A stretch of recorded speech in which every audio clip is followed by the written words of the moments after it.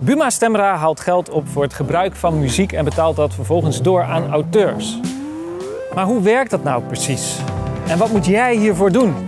Nou, dit moet je weten. Ik ben Martijn en we gaan de Melkweg binnen.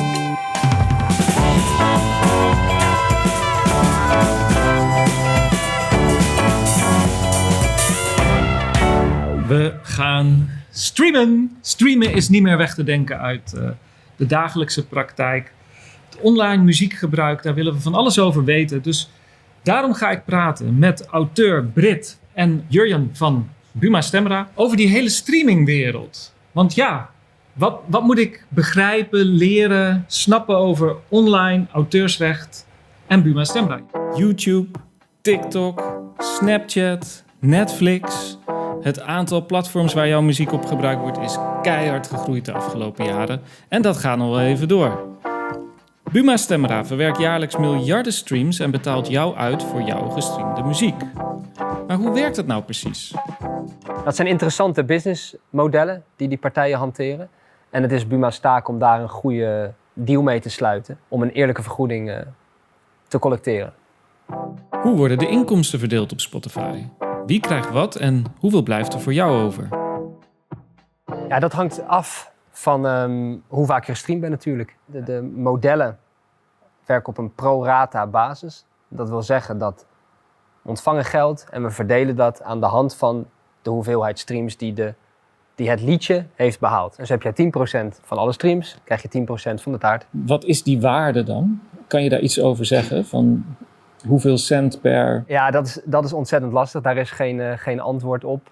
Ik zeg altijd, er is niet zoiets als de streamwaarde, maar alleen zoiets als jouw streamwaarde. Omdat het heel persoonlijk is aan de hand van waar jouw repertoire gebruikt wordt. Is het zo dat als je in Nederland van de Nederlandse streams 15% krijgt, de Buma, krijg je dat dan ook voor de streams uit bijvoorbeeld Duitsland of Frankrijk? Ja. Die betalen allemaal 15%. Ja, dus het percentage is overal gelijk. Alleen de omzet is natuurlijk anders. Stel dat je een premium abonnement in Portugal neemt, is het goedkoper dan in Noorwegen. Dus die 15% is gelijk, maar de pot geld die dat oplevert is kleiner of groter. Wat is eigenlijk het verschil tussen de uitbetaling van een distributeur en de uitbetaling van Buma Stemra? Van een distributeur of van je platenlabel krijg je betaald voor master royalties. Dus ben je de uitvoerend artiest.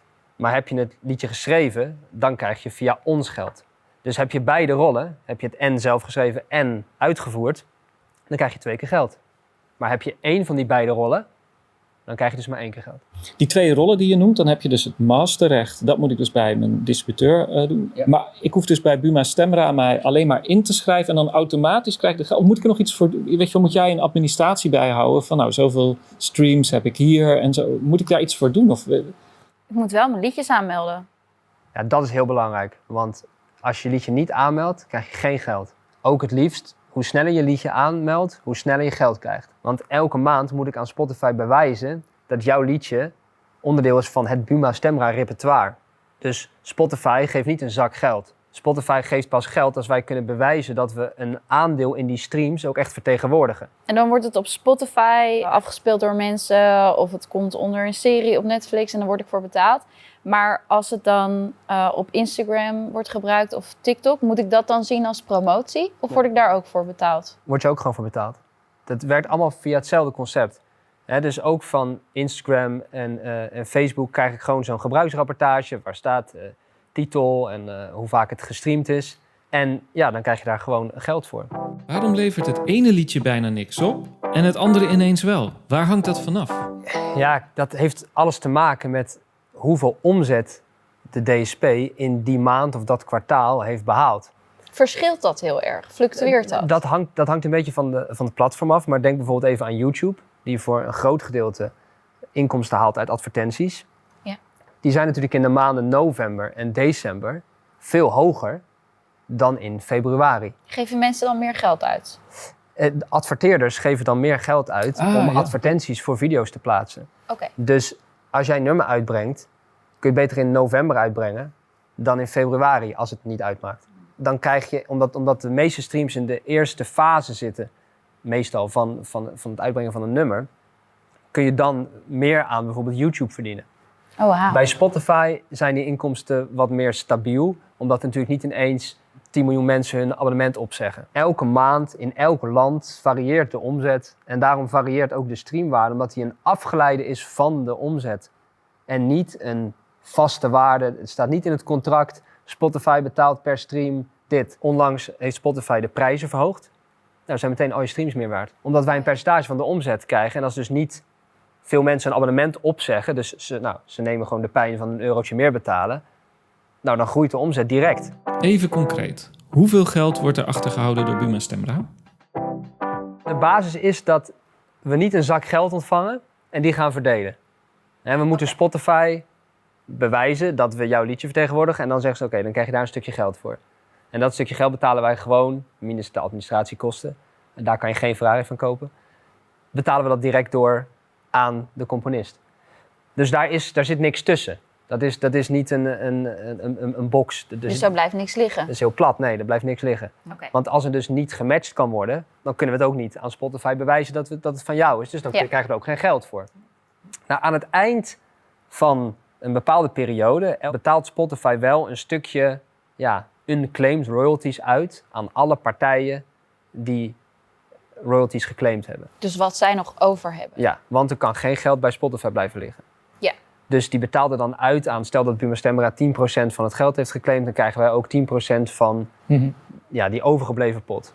En dan? En die keren we pro rata uit aan iedereen die gedurende die 18 maanden voor die specifieke gebruiksperiode geld heeft gehad. Dus pro rata betekent dat als je heel veel songs hebt geschreven, krijg je relatief meer. Ja, dus als jij in januari 10% van alle streams had, krijg je ook 10% van die pot.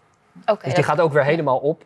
En ja, daar gaat natuurlijk het meeste van naar de wat populairdere artiesten, omdat het een pro-rata model is. Dus als jij al heel vaak gebruikt wordt, dan krijg je dus ook nog een klein stukje extra. Een toeslag keren we dan uit. Maar hoe kan het nou dat je meer geld krijgt van een distributeur zoals DistroKid dan dat je van Buma Stemra ontvangt? Dat heeft ermee te maken dat ook een platenlabel, waar ik DistroKid nu even onder schaar als distributeur, die zit ook op dat omzetmodel.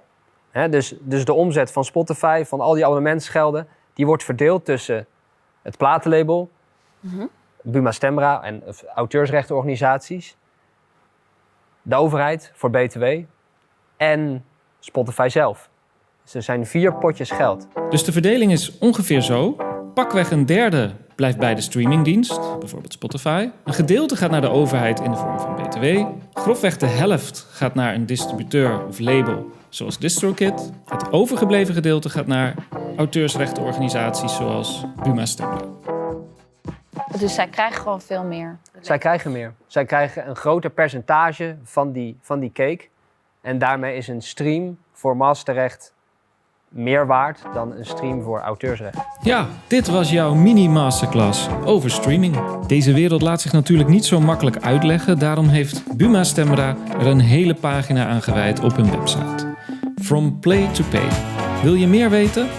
Check dan meer video's in onze serie. Dit moet je weten.